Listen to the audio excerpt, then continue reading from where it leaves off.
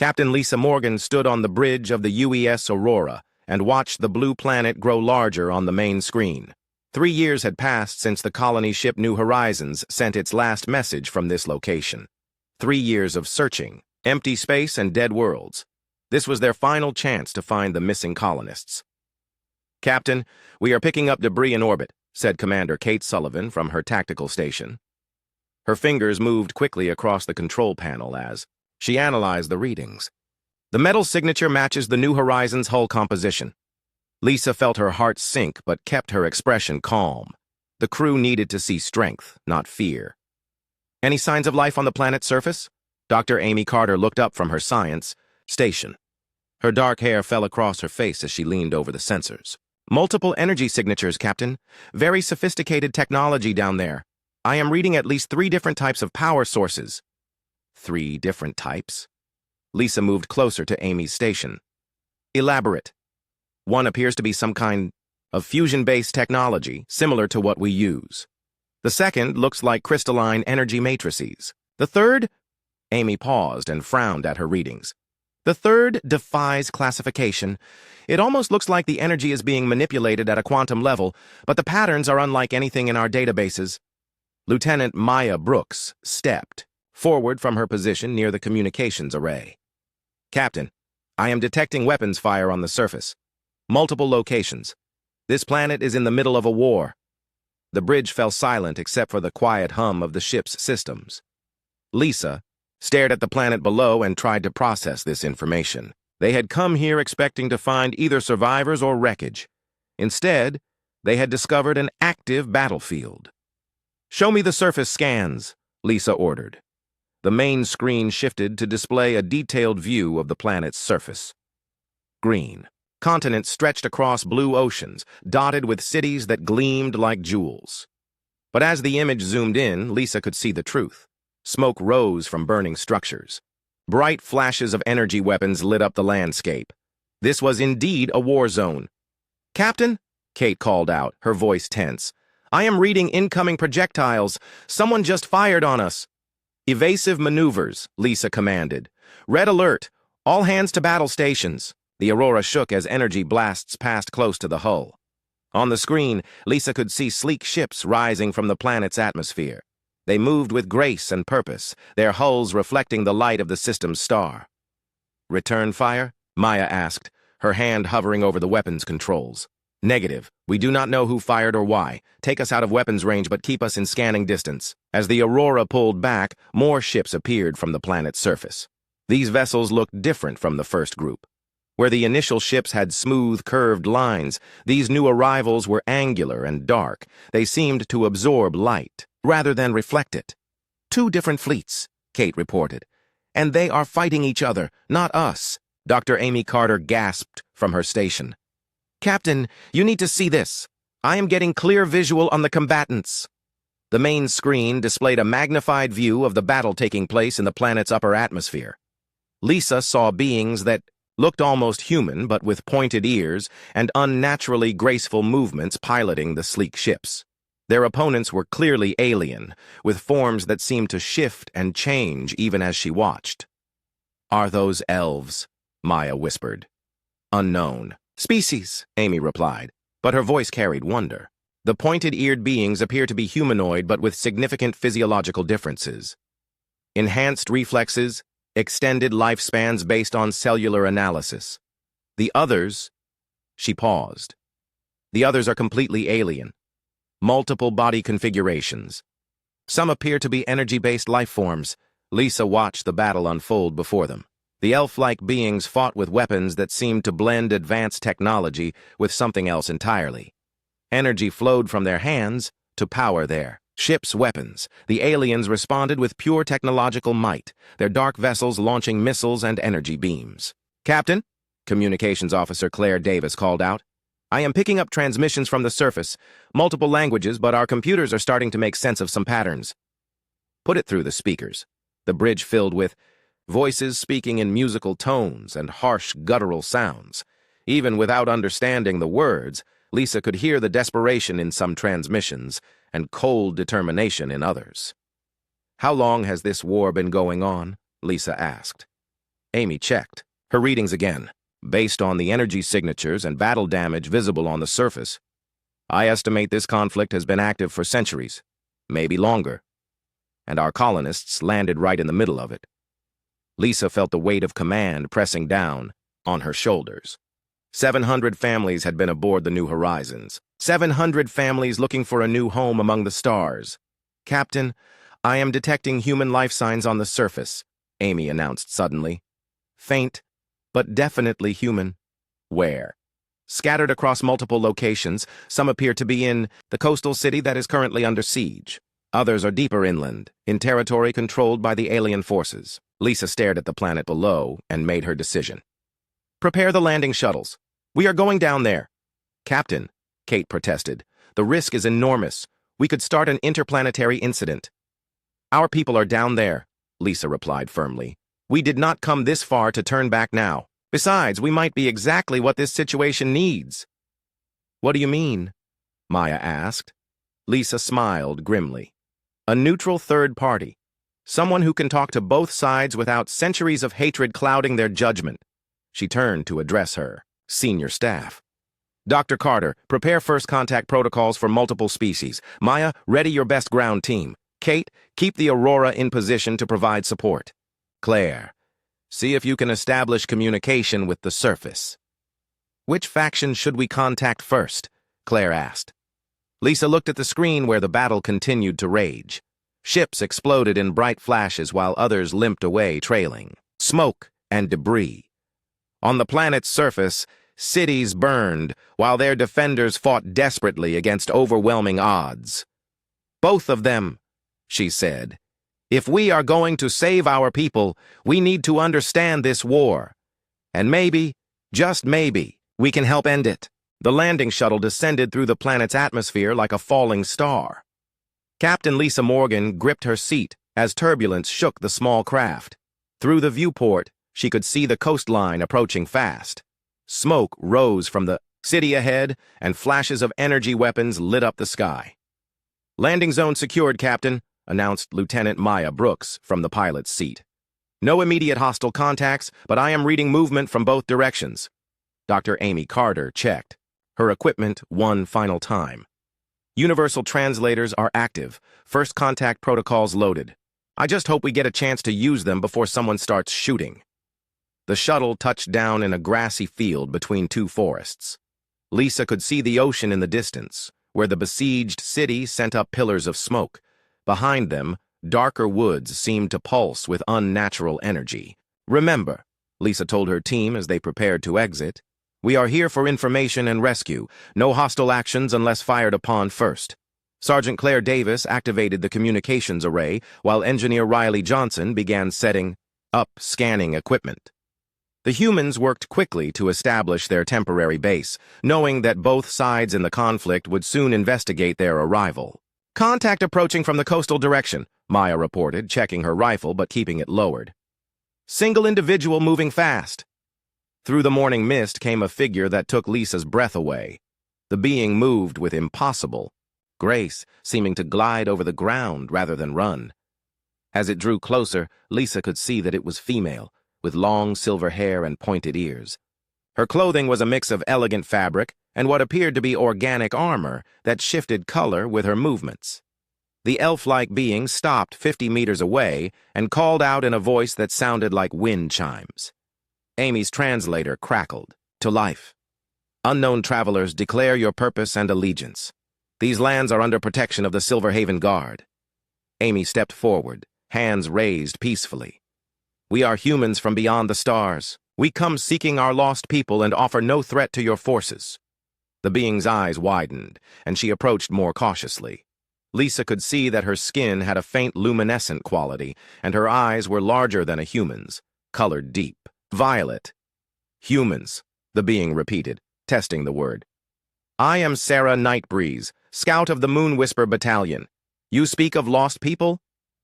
Our colony ship crashed here 3 years ago, Lisa explained. We detected human life signs in this area. Sarah's expression changed to one of understanding and sadness. The Skyfallen ones. Yes, we know of them. Some were taken by the Shadow Coalition before we could reach them. Others, she gestured toward the burning city. Others fight alongside us now. Fighting alongside you? Riley looked up from his scanning equipment. Our people are involved in your war? They had little choice, Sarah replied. The Shadow Coalition shows no mercy to those who refuse to serve. Your people chose to stand with us rather than be enslaved. Before anyone could respond, the ground began to vibrate with a deep, thrumming sound. From the dark forest came new figures, but these were clearly alien. Lisa counted 6 legs on the first creature, with a torso that seemed to be made of living crystal. Behind it came others, their forms varying wildly, but all carrying weapons that hummed with deadly energy. Humans, the lead alien spoke, its voice translated as cold and mechanical. I am Veltara of the Obsidian Collective. You will explain your presence in Coalition territory. This is neutral ground, Sarah protested, her hand moving to a weapon that seemed to be part technology and part living wood. There is no neutral ground in this war, elf, Veltara replied. The alien's crystal body began to glow with inner light. Choose your side, Skywalkers, or we will choose for you. Lisa stepped between the two groups, her heart pounding but her voice steady. We choose neither side. We are here to recover our people and understand this conflict. Veltara's compound eyes focused on Lisa with unsettling intensity. Your people have already chosen. They fight with the tree singers against the natural order. The natural order? Amy asked, her scientific curiosity overcoming her fear. What do you mean? Evolution through conflict, Veltara explained. The strong consume the weak, growth through conquest. Your people should understand this, coming from the void between stars. Sarah made a sound of disgust. They speak of growth, but they only bring death. For 2,000 years, the Coalition has sought to remake all life in their image. 2,000 years? Lisa felt stunned by the scope of the conflict. This war has lasted 2 millennia? Since the Great Sundering, Sarah confirmed. When the old empire fell and the survivors fought over the ruins. Claire looked up from her communications equipment. Captain, I am picking up transmissions from the city. Some are definitely in English. Our people, Maya said grimly. Veltara's body flared brighter. Your colonists were given the chance to join the winning side. They chose poorly. They chose freedom, Sarah countered, her weapon now fully in her hands. Something your kind forgot long ago. Lisa could feel the tension building between the two factions. One word, one wrong move, and the temporary ceasefire would explode into violence. She had to find a way to de-escalate the situation. What if we could help end this war? Lisa asked suddenly. Both Sarah and Veltara turned to stare at her. The elf's expression showed hope mixed with disbelief. The alien's crystalline features remained unreadable. Impossible, Veltara stated. This war ends only when one side is completely destroyed. No, Lisa said firmly. Wars end when both sides find something more valuable than victory. And what could be more valuable than victory? Sarah asked. Survival, Amy interjected, understanding Lisa's reasoning. From what we can observe, this conflict is destroying your world. The environmental damage alone will make the planet uninhabitable within a few generations. Riley nodded, checking his readings. The energy expenditure from this level of warfare is unsustainable. You are literally burning through your planet's resources. Veltara's glow dimmed slightly. You claim to offer a solution after observing for mere hours what we have struggled with for centuries? Sometimes an outside perspective sees what those inside cannot, Lisa replied. We have no stake in your ancient grievances. We only want our people back and to help if we can. Sarah lowered her weapon slightly. Lady Lyrelai might be willing. To hear such words, she has grown weary of the endless fighting. Commander Zixandra values efficiency above all, Veltara admitted. If these humans truly offer a path to final victory, not victory, Lisa corrected. Peace. The word hung in the air between them. Sarah's violet eyes filled with something that might have been tears. Veltara's crystal body pulsed with what could have been uncertainty. Arrange the meetings, Lisa decided. We will speak with your leaders. Both of them? Sarah asked in surprise. Both of them, Lisa confirmed. Separately at first, then together if possible. Veltara made a sound that the translator rendered as laughter, but not happy laughter. You are either very brave or very foolish, humans. Probably both, Maya muttered. Very well, Sarah said. I will carry word to Lady Lyra Lee. But the path to Silverhaven is dangerous. The Coalition bombards the city daily. And I will inform Commander Zixandra, Veltara added, though she may decide to simply capture you for interrogation. Risks we will have to take, Lisa said. Our people are counting on us. As both groups prepared to leave, Amy approached Lisa privately. Captain, are you sure about this? We could be walking into a trap.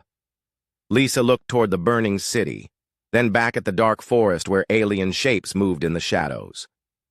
Amy, our colonists have been surviving in this war zone for 3 years. If they can adapt to this situation, so can we.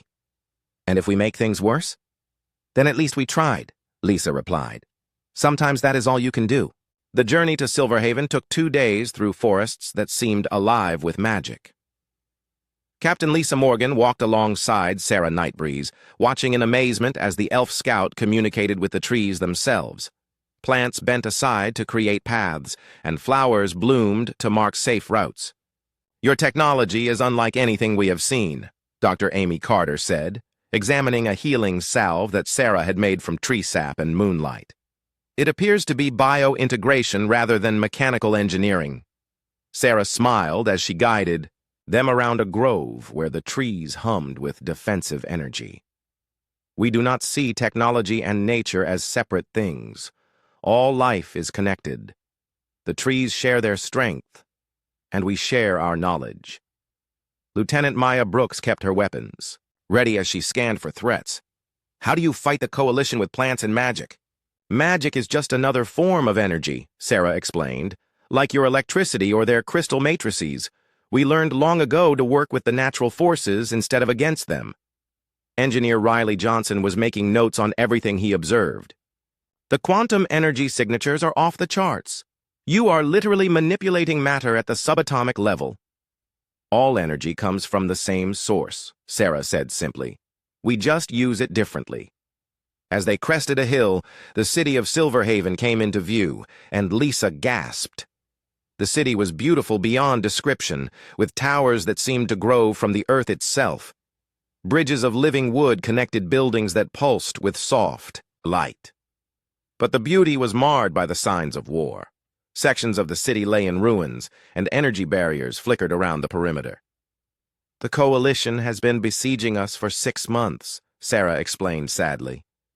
Each day, they grow stronger, while our defenses weaken. How many civilians are inside? Amy asked. Nearly 50,000 elves, plus refugees from other cities. And your people? How many humans? Perhaps 200. They arrived broken and afraid, but they have proven to be valuable allies. The group descended toward the city gates, which opened at Sarah's approach. Lisa could see that the guards were indeed a mix of elves and humans. The humans looked tired but determined, carrying weapons that seemed to be hybrids of human technology and elven bioengineering. Captain Morgan? A voice called out in English. Lisa turned to see a woman approaching with a group of human colonists. The woman was middle-aged, with graying hair, and the bearing of someone accustomed to command. I am Captain Morgan. Who are you? Dr. Nina Walsh, former Chief Science Officer of the New Horizons. We have been waiting for rescue for a very long time. Lisa felt relief flood through her. How many survivors? Here in Silverhaven, about 200, as Sarah said. But we know of others scattered across the continent. Some are prisoners of the Coalition. Others have joined different factions entirely. Different factions? I thought there were only 2 sides. Dr. Walsh's expression darkened. The situation is more complicated than that. There are groups that serve neither the elves nor the Coalition, and some of our people. She paused. Some of our people have been changed by this world. Before Lisa could ask what she meant, a new voice interrupted them. The humans from the sky. I have been eager to meet you. Lisa turned to see an elf woman approaching. She was tall and graceful, with golden hair and armor that seemed to be made of living metal. Her presence commanded immediate respect. I am Lady Lyralee Moonwhisper, defender of Silver Haven and leader of the Eastern Alliance. She studied Lisa with eyes that held centuries of wisdom and weariness. Sarah tells me you offer hope for ending this war. We offer a fresh perspective, Lisa replied carefully, and perhaps new solutions to old problems. Lady Lyralee gestured for them to follow her toward the city center. Walk with me. Let me show you what we fight to protect. As they moved through the city, Lisa was amazed by what she saw. The elves had created a society that lived in harmony with nature while still maintaining advanced technology. Buildings grew from living trees, powered by the life force of the forest itself. Children played in parks where flowers sang and streams flowed uphill. This is what the Coalition seeks to destroy, Lady Lyralee explained. They believe that organic life is inefficient. They want to replace everything with crystal matrices and mechanical perfection. Dr. Nina Walsh walked beside them. We have learned much in our time here. The elves have technology that our scientists never imagined possible. But they also have something the Coalition lacks. What is that? Amy asked. Compassion, Nina replied. The Coalition sees only efficiency and power. The elves understand that true strength comes from working together. They reached the heart of the city, where a massive tree grew from the center of a crystalline pool. The tree's trunk was easily 100 meters wide, and its branches reached toward the sky like arms embracing the heavens. The heart tree, Lady Lyralee said with reverence. It connects all living things in our territory. Through it, we share knowledge, strength, and hope. Riley was scanning the tree with his equipment, his eyes wide with amazement. Captain, the quantum energy output from this organism is incredible. It is like a biological computer processing data from across the continent. More than a computer, Lady Lyralee corrected. It is the memory of our people. Every elf who has ever lived in harmony with nature leaves an echo in the heart tree. That is how you have maintained your civilization. For so long, Amy realized, genetic memory passed through biological networks.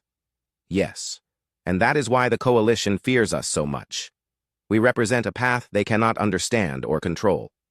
As they spoke, alarms began to sound across the city. Sarah appeared at Lyralee's side, her face grim. Coalition forces are massing for another assault. Their crystal ships have moved into bombardment position. Lady Lyralee sighed deeply. They grow more desperate each day. This siege cannot continue much longer. How long can your defenses hold? Maya asked. Perhaps a week. Maybe less if they commit their full reserves. Lisa made a decision. What if we could give you new options? Human technology might be compatible with your biosystems. In what way? Lady Lyralee asked with interest. Riley stepped forward eagerly. Your organic technology and our quantum mechanics could theoretically be merged. Human adaptability might bridge the gap between natural and artificial systems, Dr. Walsh nodded. We have already begun preliminary experiments. Human neural patterns seem uniquely suited to interface with elven biotechnology. Show me, Lisa commanded. Nina led them to a laboratory where human colonists worked alongside elven technicians.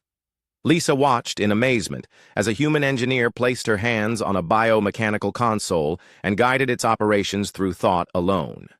Human brains are remarkably flexible, Nina explained. We can adapt to almost any interface system. The elves have been using this ability to enhance their defenses. And in return, we have been teaching your people to work with living systems, added an elven technician. The combination has proven very effective. Lady Lyralee looked thoughtful. If more humans could learn these techniques, we could potentially shift the balance of power, Lisa finished. Not in favor of either side, but toward a solution that benefits everyone. The Coalition will never accept such an arrangement, Sarah warned. They see any compromise as weakness. Then we need to show them that cooperation is actually strength, Amy said. In our experience, diverse groups are more resilient than homogeneous ones. The alarms grew louder and energy weapons began firing in the distance. The Coalition assault was beginning. We must get to the command center, Lady Lyralee said urgently. Captain Morgan, will you observe our defensive systems? Perhaps your outside perspective will reveal weaknesses we have missed. Of course, Lisa replied. But I also want to send a message to the Coalition. If we are going to end this war, we need to talk to both sides. That is extremely dangerous, Sarah protested. The Coalition does not take prisoners.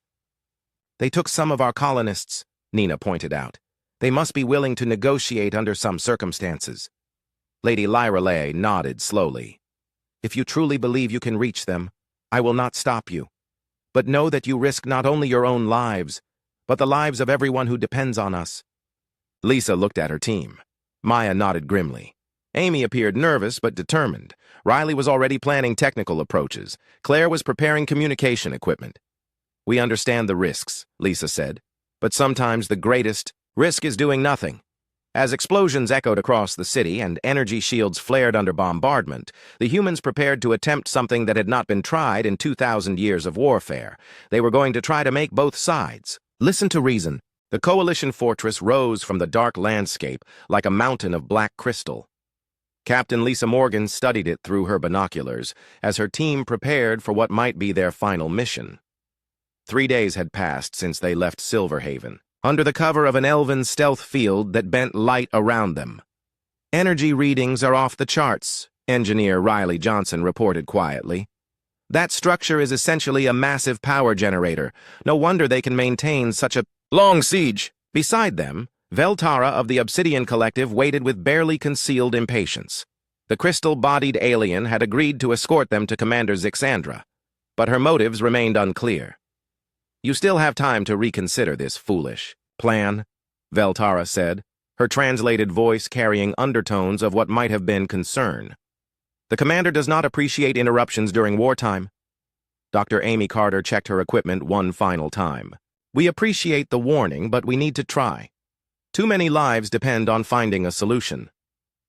Your colonists who serve with us are proof that humans can be reasonable, Veltara admitted. Perhaps Zixandra will listen. Perhaps. Lieutenant Maya. Brooks kept her weapons ready as they approached the fortress gates. What exactly should we expect inside? Order, Veltara replied simply. Perfect order. The Coalition has spent centuries eliminating chaos and inefficiency from our society. The gates opened silently as they approached, revealing corridors that pulsed with geometric patterns of light. Everything was clean, precise, and utterly without warmth. Lisa felt like she was walking through the inside of a machine rather than a place where living beings dwelt. The architecture reflects our philosophy, Veltara explained as they walked. Form follows function. Beauty is efficiency. Waste is eliminated. They passed other Coalition beings during their journey deeper into the fortress. Lisa saw creatures that appeared to be made of living metal, others that were pure energy contained within crystalline shells, and some that defied easy description, but all moved with the same purposeful efficiency. Where do you all come from originally? Amy asked, her scientific curiosity evident. We are the survivors, Veltara answered. When the old Galactic Empire fell, billions died in the chaos that followed. We are what emerged from that destruction, refined through necessity and conflict. And the elves? They refused to adapt. They clung to outdated concepts of harmony and balance while the galaxy burned around them. Riley was scanning the walls with his equipment. These crystalline matrices are incredibly sophisticated. They store both energy and information in the same structures. Of course, Veltara said with what might have been pride. We have transcended the limitations of biological memory. Our knowledge is perfect and permanent. They entered a vast chamber where the walls curved up into darkness. At the center, a figure waited on a throne of black crystal. Commander Zixandra was larger than Veltara, her form shifting between states of matter as Lisa watched. Sometimes she appeared solid, sometimes translucent, and sometimes she seemed to be made of pure energy. So, Zixandra spoke without preamble. These are the humans who claim they can end our eternal war. Lisa stepped forward, forcing herself to remain calm despite the alien presence that seemed to press against her mind. Commander, we believe there might be alternatives to total victory that could benefit both sides. There are no alternatives, Zixandra replied, her form solidifying into a more recognizable humanoid shape. Either chaos is eliminated or order is destroyed. There is no middle ground. With respect, Commander, you are wrong, Amy interjected. In our experience, complex systems require both order and adaptability to survive long-term. Zixandra's attention turned to Amy with laser-like intensity. Explain. Pure order leads to stagnation and eventual collapse. Pure chaos leads to immediate destruction. Successful civilizations find balance between the two. You speak of balance like the tree singers, Veltara observed nervously. Not balance like the elves, Riley corrected. Balance like humans. We use both rigid systems and flexible adaptation as circumstances require. For the first time, Zixandra seemed genuinely interested. Show me. Maya stepped forward and activated her tablet computer. This device contains both fixed programming and learning algorithms. The fixed parts provide stability, while the adaptive parts allow it to handle new situations. Zixandra examined the device with sensors that emerged from her crystalline form. Fascinating. Your technology combines order and chaos in ways we have not considered. Because you have been focused on defeating the elves instead of solving the underlying problems, Lisa said boldly. The chamber fell silent. Veltara actually stepped back from Lisa as if expecting immediate retaliation. But Zixandra simply studied the human captain with what appeared to be growing respect. You are either very brave or very foolish to speak so directly to me. I'm tired of watching good people die in a war that serves no one, Lisa replied. Commander, what do you actually want to achieve? Not defeat the elves, but what do you want for your people's future? Security, Zixandra answered immediately. Stability, an end to the chaos that destroyed our predecessors.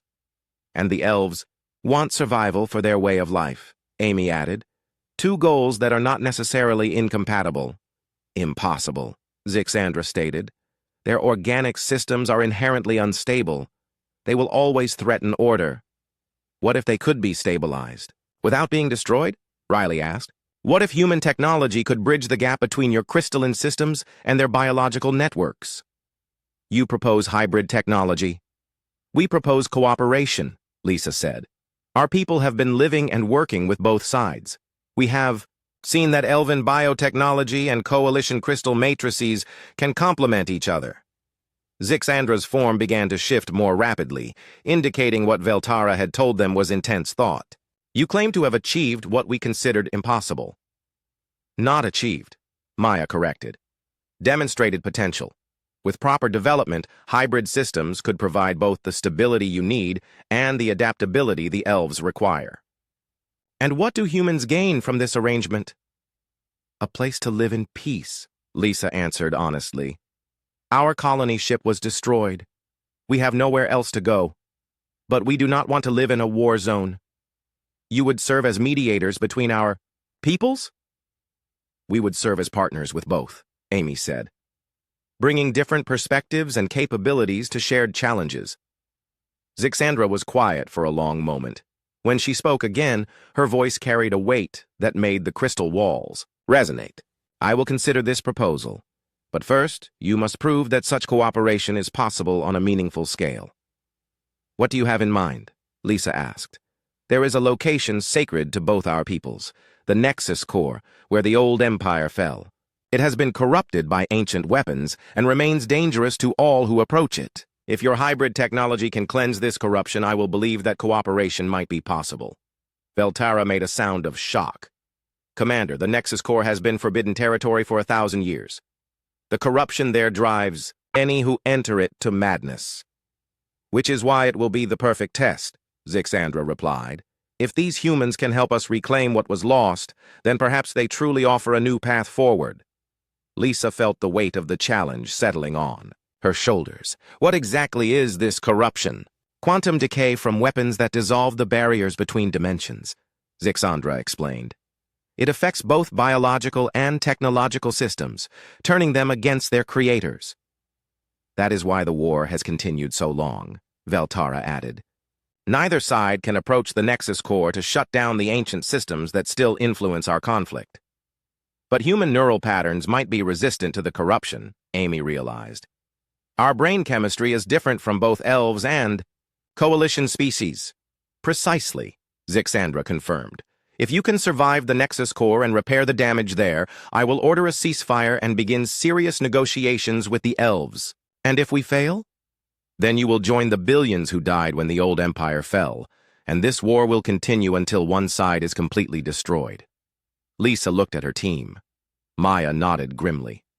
Amy appeared frightened but determined. Riley was already calculating possibilities. They all understood what this meant. We accept your challenge, Lisa said, but we will need help from both sides to prepare for this mission. Agreed, Zixandra said. Veltara will coordinate with your elven allies. You have 1 week to prepare. As they left the fortress, Veltara walked beside them in unusual silence. Finally, she spoke. You realize that no one has returned from the Nexus core in over 800 years? We realize the stakes, Lisa replied. But sometimes impossible things become possible when enough people work together. I hope you are. Right, Veltara said quietly. Because if you are wrong, this galaxy will never know peace. The Nexus core lay before them like a wound in reality itself.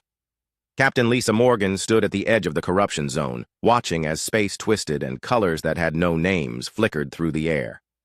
The ancient ruins stretched for kilometers, but they seemed to shift and change when she was not looking directly at them. Quantum readings are completely chaotic, Engineer Riley Johnson reported, his voice tight with tension. Whatever happened here broke the fundamental laws of physics. Beside him, Dr. Amy Carter monitored the bioscanners that tracked their mixed team. Elves and coalition forces stood together for the first time in 2,000 years, united by necessity and guided by human coordination. Remember, Lisa addressed the combined group, we stay together no matter what happens. The corruption affects isolated individuals more severely than groups. Lady Lyrelay Moonwhisper checked her bioweapons one final time. The heart tree has given us protection charms, but they will only last so long in this place. Commander Zixandra materialized beside them in her full crystalline form.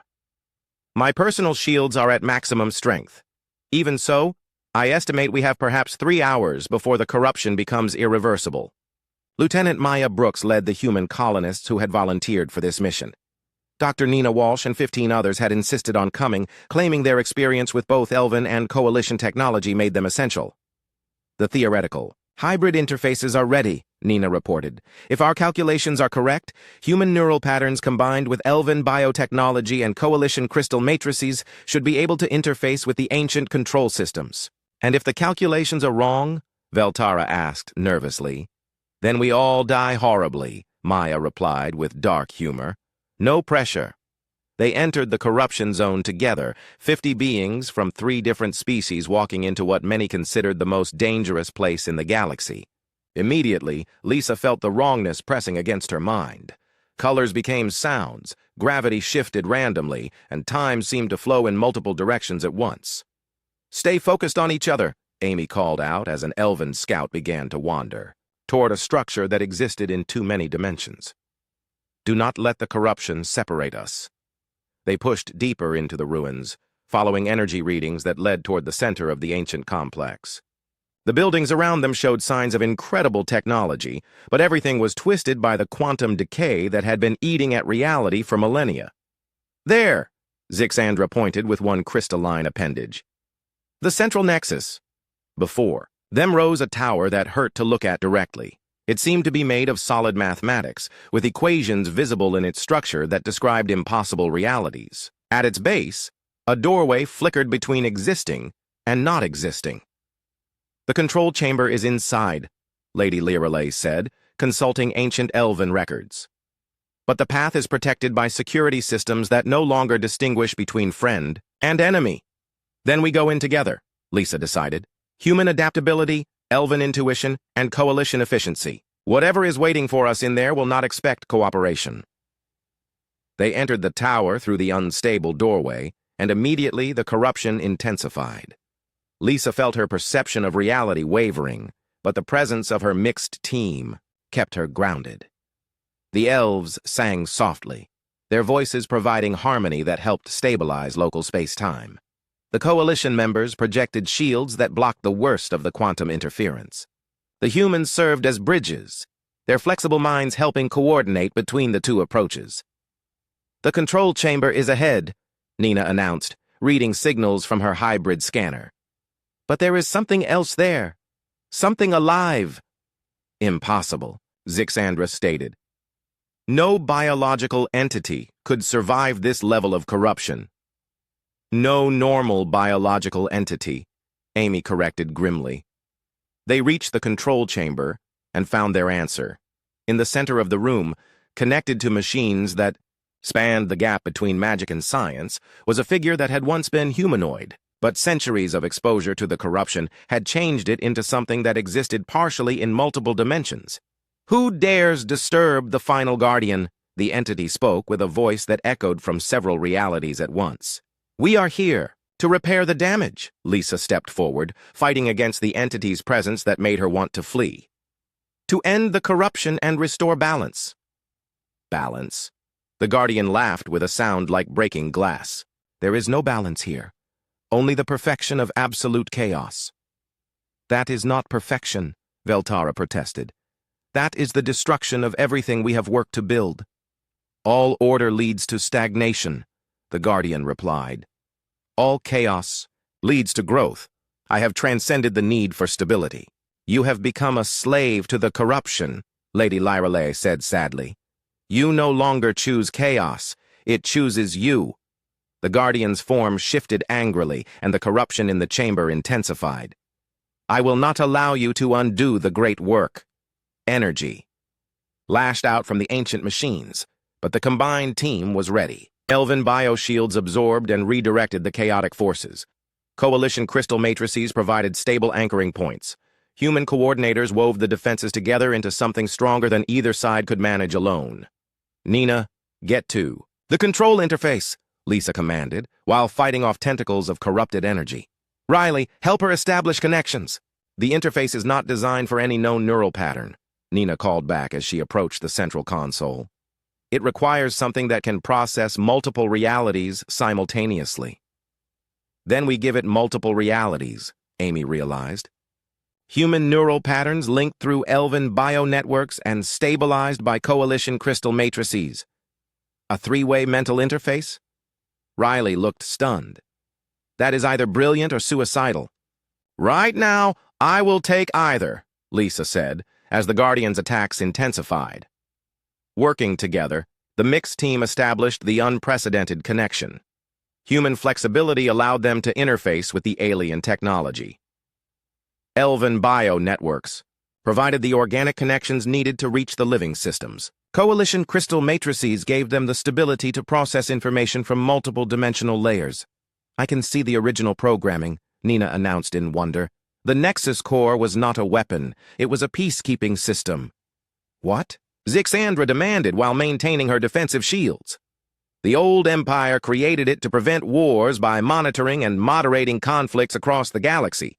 But when the Empire fell, it continued operating without oversight. The corruption started when it tried to create perfect peace by eliminating all conflict, including the creative tensions necessary for life. So it began causing wars to have something to stop," Amy understood. "A system designed to create peace that instead perpetuated eternal conflict." "Can you shut it down?"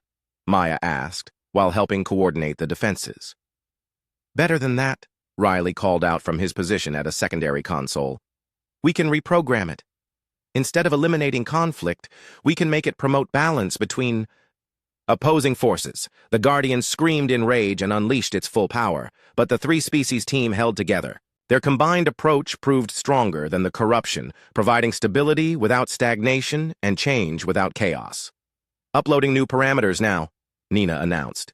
"Teaching it that creative tension is necessary for growth, that cooperation can be stronger than domination, and that diversity leads to resilience." The ancient system absorbed the new programming, and slowly the corruption began to fade. The Guardian's form solidified into something more recognizably humanoid as the quantum decay stopped eating at its existence. "What have you done to me?" the former Guardian asked in confusion. "Freed you," Lady Lyreley said gently. "The corruption no longer controls your thoughts." Around them, The Nexus core began to stabilize. The impossible geometries resolved into architectural forms that made sense. The chaotic energy flows organized themselves into patterns that supported rather than destroyed. The system is coming, online with new directives, Riley reported. It is broadcasting peace protocols across the galaxy. Commander Zixandra lowered her shields as the immediate danger passed. Remarkable. I had not believed such cooperation was possible. Neither had I, Lady Lyreley admitted. But humans have shown us that our differences can be strengths rather than weaknesses. What happens now? The former Guardian asked. Now we rebuild, Lisa said simply. Elves, Coalition, humans, and anyone else who wants to work together. The galaxy has been at war long enough. Months later, Lisa stood on the observation deck of the new Joint Research Station orbiting Ethros Prime. Below, the planet showed signs of healing as the three species worked together to repair the damage of 2 millennia of warfare. Elven biotechnology was restoring devastated ecosystems. Coalition crystal matrices provided clean, efficient energy. Human adaptability helped coordinate between different approaches and solve problems that had seemed impossible. Captain, Dr. Amy Carter approached with a datapad. The first mixed colony is ready for establishment. Volunteers from all three species want to build something new together. Any word from Earth? Lisa asked. The quantum communicator is working perfectly. Earth Command is sending additional ships with colonists who want to join our experiment in cooperative civilization. Through the viewports, Lisa could see ships from all three species working together to construct new cities that blended the best of each culture. It was not the future any of them had expected, but it was better than anything they could have achieved alone. Sometimes, she said to Amy, the best solutions come from the most unlikely places. You mean from cooperation between former enemies? I mean from refusing to accept that eternal war is inevitable, Lisa replied.